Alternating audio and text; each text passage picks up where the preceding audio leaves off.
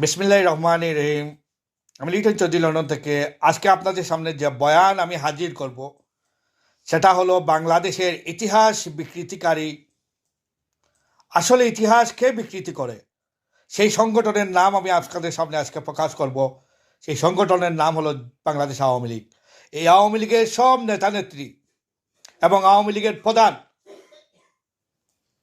শেখ হাসিনা বারবার বলেছেন বাংলাদেশের সাবেক শহীদ প্রেসিডেন্ট জিয়াউর রহমান বাংলাদেশের স্বাধীনতার ঘোষক ছিলেন না।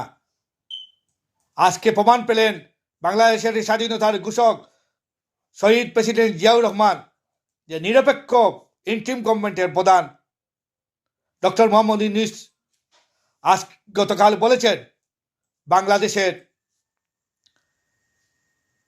স্বাধীনতার ঘোষক ছিল শহীদ প্রেসিডেন্ট জিয়াউর রহমান এবং বাংলাদেশের সবচেয়ে সৎ মানুষ প্রেসিডেন্ট জিয়াউর রহমান।